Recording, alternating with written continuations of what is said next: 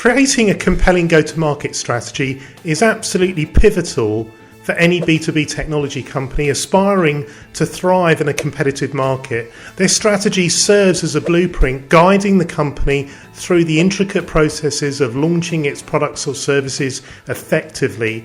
In this episode, I present a concise 5-step approach to designing a go-to-market strategy that can set a B2B technology company on the path to success. Hello, I'm Michael Williamson, founder of Tech Growth Insights, where we believe penetrating insights drive growth for technology companies.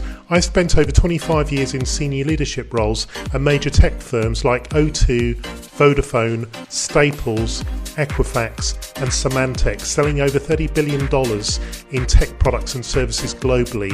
Now I share that experience to help companies discover the customer market insights that enable strategic decisions and accelerate their growth. Join me as we explore the latest frameworks and stories about insights tech leaders can leverage to drive growth, build a winning brand and achieve long-term success in today's competitive landscape.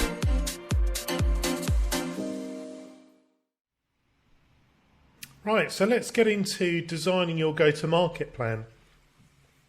So the first thing about designing a go-to-market plan, it's really imperative that you design it around, I'm just going to minimize myself here, minimize it around your client journey.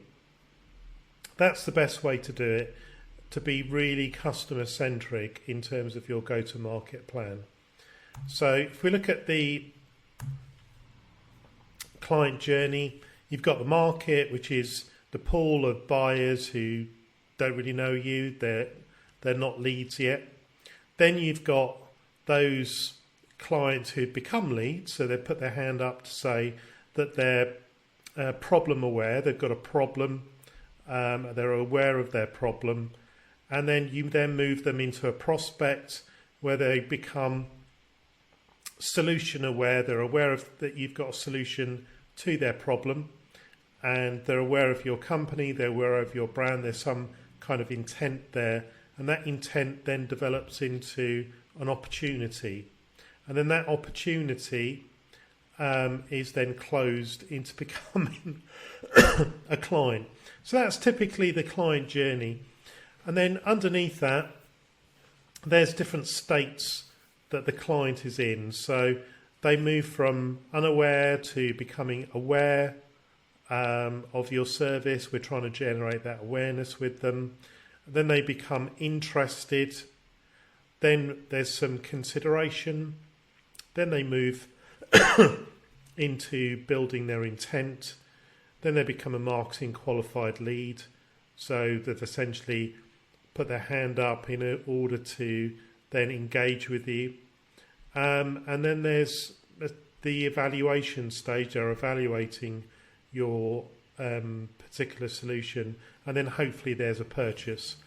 And then essentially what we want to be doing in the lead stage is essentially building a lot of education, and then that education then builds into trust and credibility.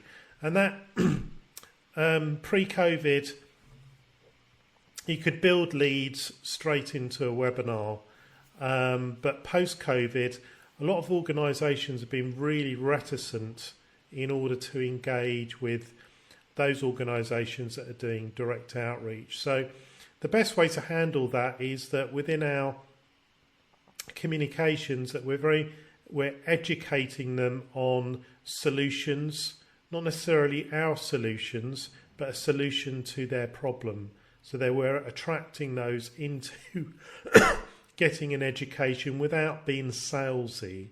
We're just doing pure education. That's where a lot of content comes in. But essentially, at the bottom here, we want to do that in a way whereby we're building our power offer through our value proposition. And our value proposition is distinctive in the marketplace. It communicates differential value, and then we do that through a power offer, which is basically uniquely ours, where we can basically attract those leads, those prospects into our organisation, to connect those with our service, our product, our solution.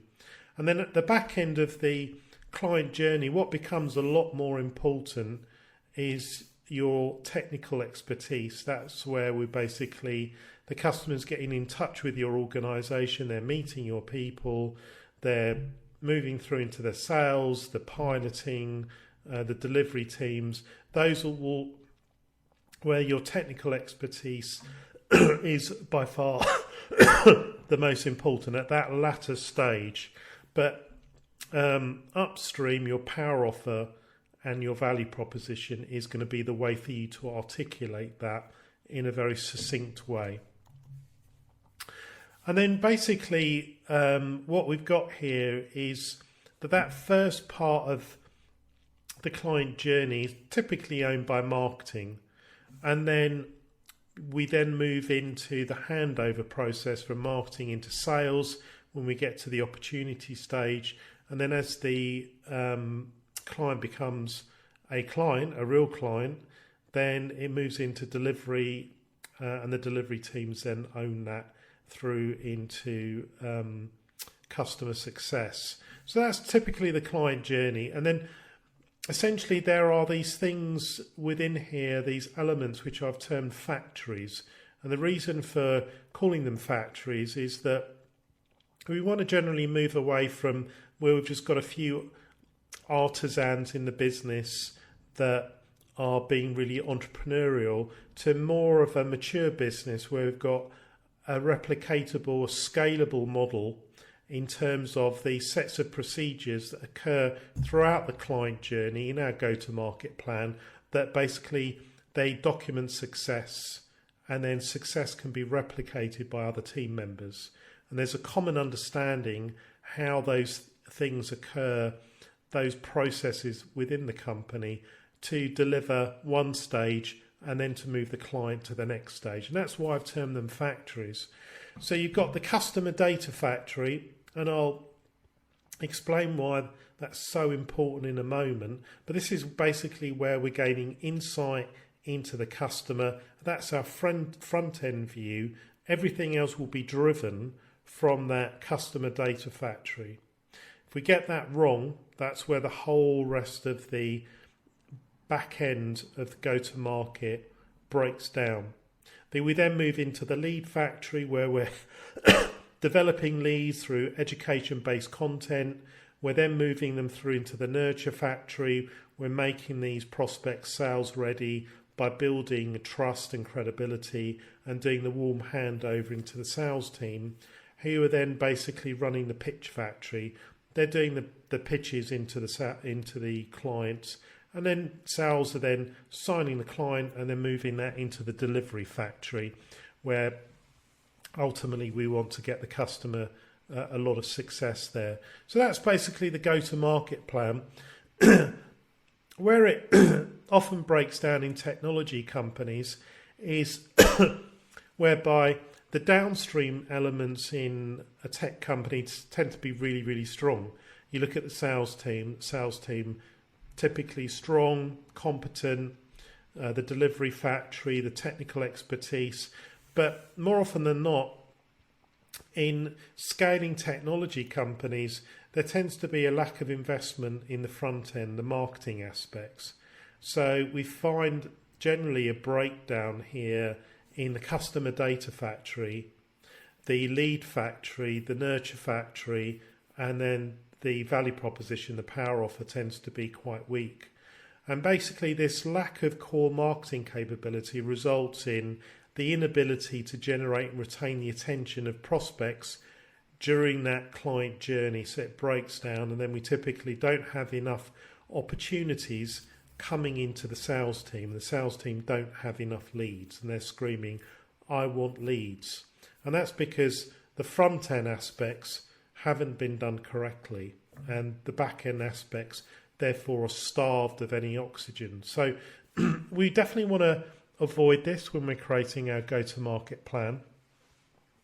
So I just want to get into some of these elements here in a bit more detail, just to break it down for you. And before I do that, I just want to the issues with not creating this front end aspect is that we get into just purely a pitch factory, and then the client is taken straight into a pitch factory. And this is a good example. This is a colleague of mine that I used to work with. In fact, I used to do some consulting work for Social Value Portal and helped in the early stage of that company. Andrew Lowe, his Chief Revenue Officer, he's posted this on LinkedIn, which has got a lot of reactions of people, but basically he's saying that his company managed to get Series B funding, which is fantastic, and they've just been inundated from business development reps just doing outbound calls, outbound emails, outbound LinkedIn messages, typically the emails and the LinkedIn messages, and he's just been inundated with pitches, and it's just, he's termed it outbound blasting, and it's really turned him off. He said there's probably some really good companies in there, but he can't make head nor tail of their offers, how they're trying to engage him, and it's just a pitch fest.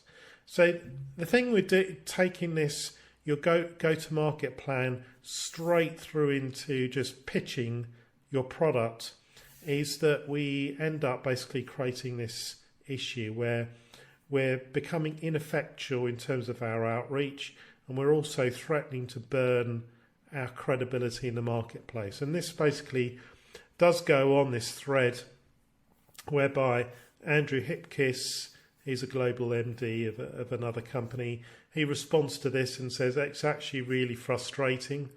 This just blatant outreach. There's no credibility, there's no trust built. It's just outbound mail bots. And then it goes on, as you can see, there's some responses here. And then this thread just gets bigger and bigger and bigger. It's the worst thing for sure about LinkedIn. And then people talking about pitch slapping, trigger-based contacts. There must be another way. And that's why it's so important to ensure that we're building that front-end capability within our go-to-market plan. From day one, we're launching with these right foundational plans. We've got our customer data factory operating in the right way, and I'll come on to that in a moment. We then hand over to our lead factory. We're building education, we're building trust, we're building credibility, and then we're then handing them over into the sales team. And then we've got our power offer, our value proposition, basically penetrating and cutting through the noise. So just within that, there are two ways that you can gear your value proposition and how you outreach. You can either go through false, as we've seen from Andrew Lowe here. He's getting a lot of false, this outreach. The problem with operating your outreach through false is you become a pest. You burn your credibility. You don't gain any trust with buyers. You become a sea of wash of the same.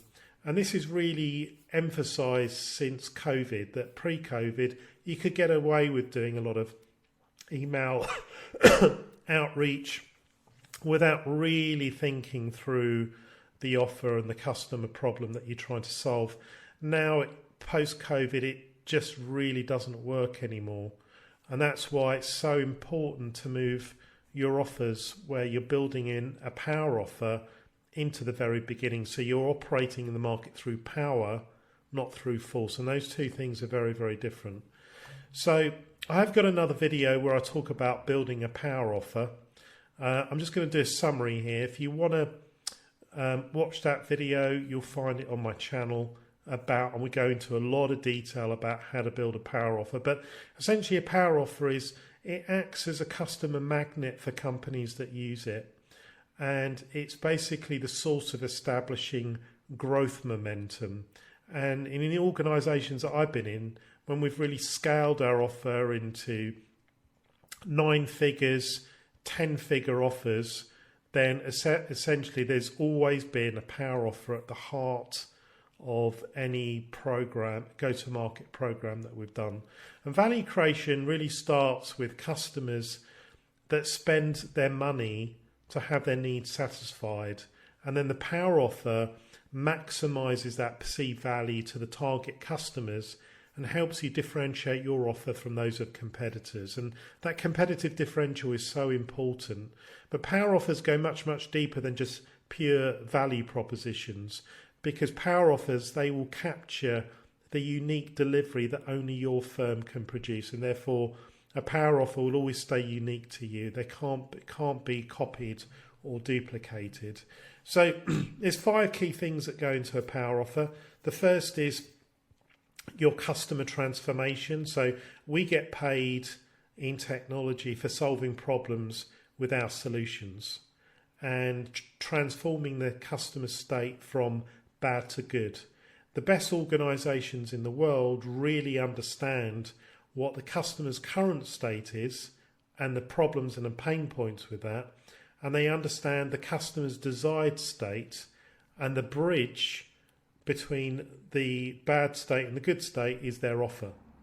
And the best organisations, sales organisations in the world, the Oracles, the SAPs, the AWSs, are really good at agitating those current customer poor states and building this vision about this new state using their solution as the bridge. And that's what we want to do within our power offer, within our go-to-market plan. We also want to make sure that when we're going to market, we've productized our service, so that if we've got a service-based offering, we've packaged that in a standardized way that can be easily understood, priced, and delivered to customers. These intangible services are difficult to communicate. We need to work on how do we productize those so we can almost pick it off the shelf. It's got parameters around it and can be easily bought. Really important. I cover that off in the other video. The third element is our unique delivery method, or mechanism, which is a distinct method or approach through which our product or service is delivered to customers. It's a unique aspect that we own, we've tailored, we've crafted, and we've built into our experience. The fourth is a risk reversal, and that's very important in terms of our go-to-market. So this is a strategy or approach aimed at reducing or eliminating the perceived risks associated with making a purchase or engaging with a product or service. And this becomes more acutely aware in technology markets where we're dealing with risk-averse technology buyers, CEOs, CIOs, CTOs that are dealing with large ticket items. If they move infrastructure or put in new infrastructure, there's risk attached with things going wrong. So having that risk aversion element is really important as part of your power offer and your go-to-market. And then the last one is to get endorsements quickly as part of your go-to-market. So building up those stack of endorsements, those testimonials, those references. Can you do those through some fast pilots, bringing those case studies through, even if you subsidize those pilots in order to ensure that you're building case studies around those to bring those through into your go-to-market launch through the subsequent phases of that. Really imperative to give, again, risk-averse buyers more confidence that your service and solution is best of breed. And hearing that from people that like themselves, other CIOs, CTOs, CEOs, is going to be crucial. But in terms of this customer data factory, we want to be building that through customer insight. And in B2B marketplaces, this has increased at a geometric rate basically since COVID, having a deep fundamental insight into the customer and splitting that by decision makers and operational leads, because it not only goes into your messaging and into your processes, but modern B2B marketing, because so much research is done by buyers online, it's now become a very data-centric method, very, very data-centric in terms of driving performance. So there's a lot of linkages from getting the customer insight right to how other downstream triggers in communications will work. And I'm going to cover some of these off during the remaining parts of these video. So if we look at your go-to-market plan, you want to be building in a deep layer of insight around your customers to build that customer data factory. So if you've got a current set of customers, then just download your list of current customers, comb through it, identify the largest, most profitable companies that you've sold for and that have gotten most out of your solution, service or product. If you haven't got a current set of customers, then what you can do is through your product development to really understand who your target market has been, and then go and interview those customers, and then really understand that those sets of customers. But if you've already got a set of customers from your existing company, then this is the easiest way to do it. Download the list, segment those into decision makers and operational leads, and then you just want to talk to those customers to do qualitative interviews with. There's a number of different models to do have these interviews with, but this is so important. Most companies just get, I'm just going to skip this stage, and they move across to the next stage. They just want to get into the sales, and then they wonder why later on that they've got no leads, as they call it. And that's because they haven't done this insight work up front. I can't get over how important and imperative this is, and how even more important this has become since COVID. It's just about understanding customers. Why did you decide to purchase our solution? Who was the final decision maker when making your purchase decision? What pain points were you looking to solve when you first purchased our solution? How has our products help you solve these pain points? How do you use our product throughout the day? What would you say is our most valuable feature or functionality? Why have you continued to use our product? Where did you first learn about our product, and where do you go for information now? And by doing that, essentially what we're doing is creating a pen portrait of who this decision maker is, who the operational lead is, and we're really distilling that down into data points that then will move into the rest of our go-to-market, that will help with our value proposition, our targeting, and then also our messaging. And then essentially what we would have had is a total picture of customer needs across the decision-making suite and the operational leads. We need to ensure that we're also encompassing the operational leads, and the reason being is that operational leads are very close to the day-to-day. So they're very, very heavy influencers to the decision makers in order to map out the overall specifications of what they need. The decision maker will be signing off the budget because they've got budgetary control. They might have resource management control, but there's a heavy input from the operational leads who they will listen to. So we really need to understand both sets, and both sets will work into our go-to-market process. Then once we've basically got that, essentially what is key is to create an enriched prospect database. And basically this is where the organisation builds a prospect database which is well qualified, well sourced, enriched with contact data, and it's a single comprehensive database which powers marketing and sales process activities across the go-to-market. So without this data, the firm goes blind and has to rely on guesswork, and this impacts productivity in a huge way. There's no factory that can be created. And it disciplines the units in sales and marketing in a common approach of who to target and how to win. And it's absolutely vital in your go-to-market planning. But essentially the elements here are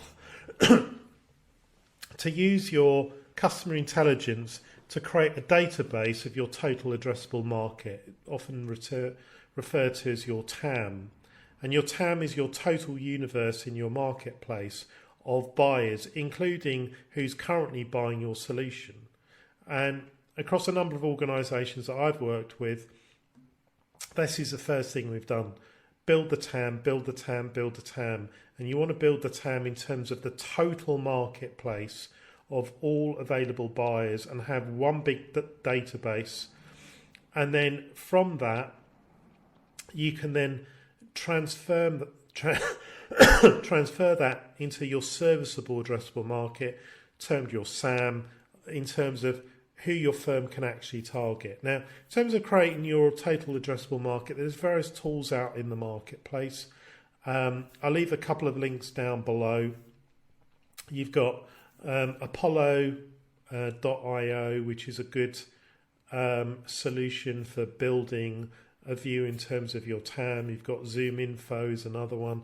There's a couple of others in the marketplace that will give you that solid view in terms of how many of these organisations are there, how many of these decision makers, how many of these operational leads are there to build this TAM. And then you can basically score that to build, well, how many of these can we actually reach? Are there any geographies or sectors that we can't reach? And then you've got a smaller subset. And then you want to have a number. You want to have a number of how many in your SAM are you going to target. And then from that, the data set should cover accounts, account contacts, their profiles.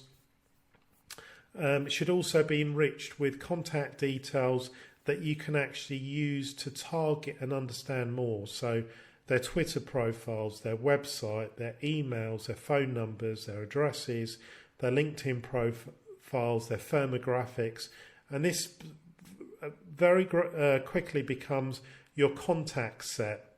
So from this, at a very basic level, you've got data that you can either outreach with, or you can take that data and then you can do further enrichment to do other kinds of data targeting to your precise customers. You can build very specific customer lists and then use that to target through various advertising platforms to do outreach. And I'll come on to some in a moment. And then basically the data set should be integrated within the tools and tech stack that the team uses on a day-to-day basis. So all of your sales and marketing processes are synchronized in your go-to-market. You've got your CRM, sales funnel, your market development rep, your sales development rep activities, your digital marketing platform, all seamless, all working off the same data. So it's a sequential factory. And then once you've got that SAM, basically you want to score that SAM, score your list of prospects in terms of the solution that you've got in terms of resolving the pains of those users, and then also rate the accounts in terms of significance of value to you, but also the value that you provide to them. And having some kind of industry coding is also a prerequisite for success. So decide which accounts have the highest lifetime value relative to their sales cycle. Also, we want to focus on least effort and maximum reward, so we're getting the biggest bang for our buck.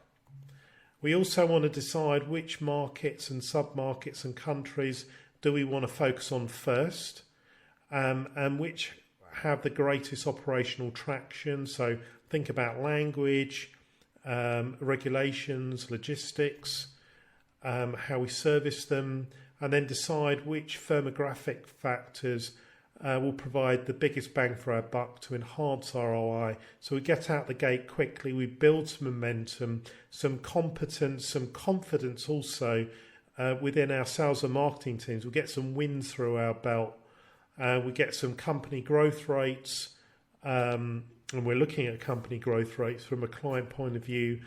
We're making those decisions between high value, low volume, high value, low value, high volume. And the key focus is to synchronise the timing across the marketing and sales process and bringing everybody on the same page. So we all know who we're targeting. We're first going to target this cluster, then this cluster, then the next cluster. And we're all on the same page. We've synchronised our activities. And in terms of leveraging our data, what we can do is also we can leverage purchase intent data. So we're doing some go-to-market. There's various what's called in-market audiences, and these in-market audiences are almost like the hidden RFP market, the hidden RFI market, whereby there are organisations out there searching for your solutions all the time. And what purchase intent data does, which can be purchased, this is an example from, I think it's Bombora, is that they collect essentially clicks, internet clicks from a variety of sources. So people clicking on white papers, case studies, they're conducting searches, they're going to webinars, they're doing conducting registration forms, they're viewing articles, they're downloading articles, they're doing subscriptions, they're looking at infographics, and then across those, they're basically broken down in terms of topics. So there might be a topic on, say, SD-WAN, or might be a topic on cloud ERP. And then those topics are then allocated to those clicks. So that you know that, okay, from these 4,200 different B2B intent topics, that they're split, say, these are all the different content sources on cloud ERP in the marketplace, and then these are the number of clicks. And then what these organisations do is they match the clicks of those content sources broken down by topics to the IP address of the enterprise that is doing the click. And then they aggregate them down to look at all of the different clicks that a company is given on that topic through those variety of sources. And then they basically score those against the organisation. And there's some econometric models that have been created that basically assess that when an organisation is in their research stage, they're basically clicking on these different, they're doing their research, they're downloading white papers, they're looking at case studies, they're doing searches, they're viewing webinars on one particular topic because they're getting ready to buy, they're doing their scoping. So what intent data does is basically unveils all of that so that you can precisely see which organisations are out there in the market from a B2B point of view that are in the market, they're actively researching your service, and then they're in that phase where they're doing their research. And by the score, which is called a surge score, you can identify who's actively researching products, and that's linked to the stage they're at, pre-RFI, pre-RFP. They're building their shortlist, and what we want to do is we want to get on that shortlist. So let me just discuss the surge score. So basically that surge score goes from 0 to 100, typically over 60. It's when they're more likely to be researching that category because they essentially looking at buying that service. And then that score will grow over time. You can track it basically on these platforms on a week-to-week basis, and you see a particular company, they've moved their score up, therefore they're getting ready to buy, and then they'll get to a stage the score will start dropping. And that means they've basically done all of their research and they're moving down. They may be just doing a little bit of other research, and they're moving into contacting those organisations. Now, we can use that for the reverse. We can use this data if we've really understood who our target decision makers are and operational leads. We can use that to actually get in front of that and contact those companies at the right time to put our offer in front of them. And if we do so in a way whereby we're being educational based, we can then move them into our lead factory, into our nurture factory, and we've aligned their purchasing focus directly with our client journey, our go-to-market plan. So that's basically the way that we can use purchase intent data. I used to buy a lot of purchase intent data when I was at Symantec, and that was one of the ways that these large tech companies were grown.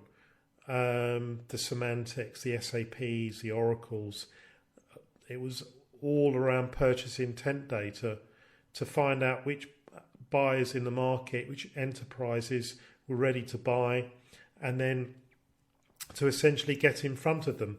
And the small tech companies couldn't compete because purchase intent data back then was a lot of money.